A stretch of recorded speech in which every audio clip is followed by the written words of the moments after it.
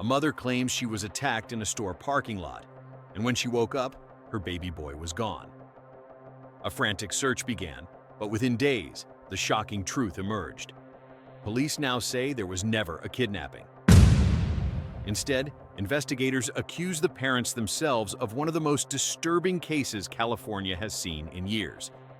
This is the heartbreaking story of Baby Emmanuel Haro, a story that began as a desperate search for a missing infant, but quickly turned into a criminal investigation that has shocked California and exposed serious failings in the justice system.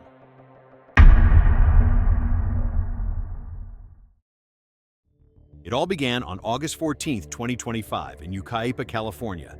41-year-old Rebecca Haro told police she had been attacked while changing her 7-month-old baby Emmanuel's diaper outside a Big Five sporting goods store. She claimed she was struck, knocked unconscious, and when she woke up, Emanuel was gone. The story sent shockwaves through the community. Flyers were printed, news channels broke into their broadcasts, and search teams scoured the area.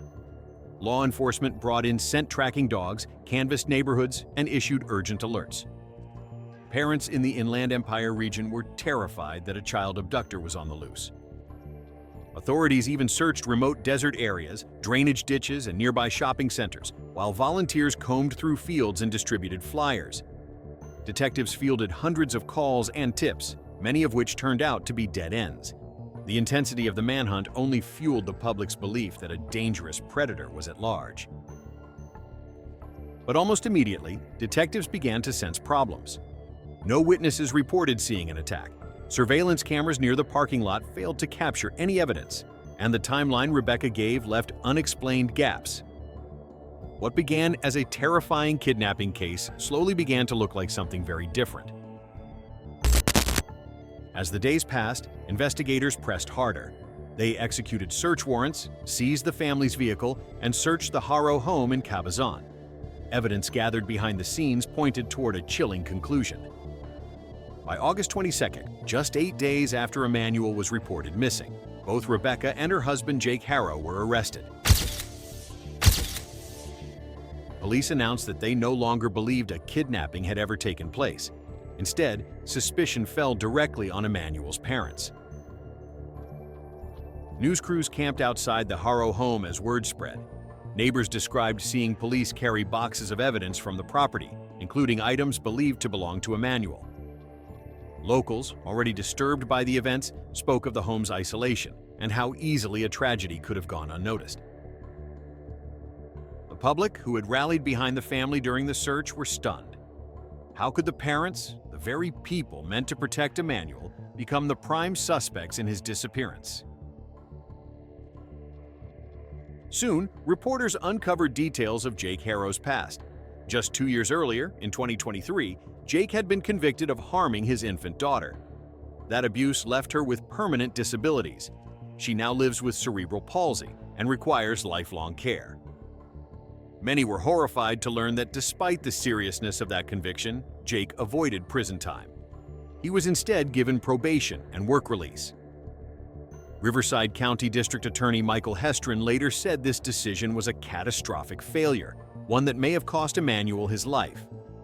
And the judge decided, as is the judge's right to do in that case, he decided that Mr. Haro deserved an extra break and gave him probation and basically 180 days of work release, which ends up being like community service. I will say that it was an outrageous error in judgment by this judge.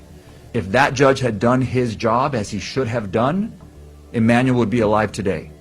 And that's a shame, and it's an outrage. Court records from that earlier case revealed chilling testimony from medical experts who explained how the injuries could not have been accidental. Yet despite this, Jake's defense argued for leniency, claiming he could rehabilitate outside prison walls. The judge agreed, sentencing him to probation, a decision now under intense scrutiny. Critics argue that Emanuel's tragedy shows the consequences of a system too willing to give second chances in cases of child harm. Investigators believe Emanuel suffered ongoing mistreatment beginning as early as August 5th, days before the kidnapping story was ever reported. In their view, the false abduction report was designed to mislead authorities and cover up what had really happened. On August 26th, prosecutors formally charged Rebecca and Jake Haro with homicide-related offenses, assault on a child leading to death, and filing a false police report. It was a devastating turn. Not only was Emanuel still missing, but police were now convinced he had died at the hands of his own parents. Despite the charges, Emanuel's remains have not been recovered. This fact has fueled both heartbreak and rampant speculation. Rumors swirled online that Jake confessed in jail to disposing of Emanuel's body in a trash can. Prosecutors moved quickly to dismiss these claims, calling them unverified and misleading. Still, detectives say they have strong leads on possible locations and continue the search, hoping to bring closure to Emanuel's case. Search teams have since expanded their efforts to landfills and isolated areas across Riverside County. Specialized cadaver dogs, drones, and forensic experts have all been deployed. Each search has brought the community together, with vigils held at local churches and parks in Emanuel's honor. The absence of his remains has only deepened public grief. On September 4th, Rebecca and Jake Haro appeared at the Riverside Hall of Justice. Both entered not guilty pleas. Rebecca added a high-profile defense attorney, Jeff Moore, known for representing clients in some of California's most infamous cases, including members of the Turpin family.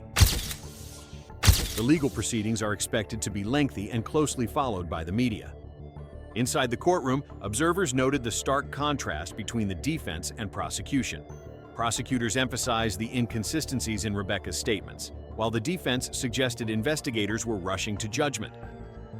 Legal analysts predict the trial will hinge heavily on circumstantial evidence, unless Emanuel's remains are found. Court hearings, preliminary evidence presentations, and conferences are set to shape how this case moves toward trial.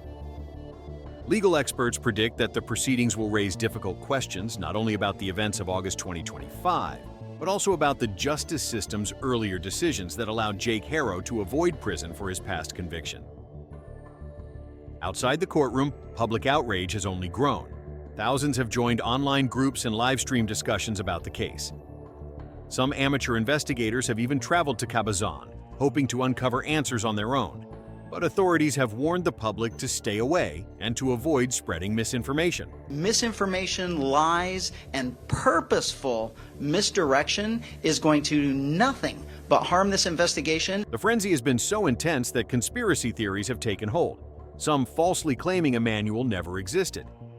Prosecutors and investigators have firmly dismissed these ideas, pointing to medical and official records that prove Emanuel's short life was very real. They stress that this is not a hoax, but a tragedy. The media coverage has drawn comparisons to other high-profile missing child cases, where public speculation both helped and hindered investigations. Analysts warn that while online attention can keep a case in the spotlight, it can also spread false narratives that distract from the evidence. In Emanuel's case, detectives have had to spend valuable time debunking rumors instead of focusing solely on the investigation.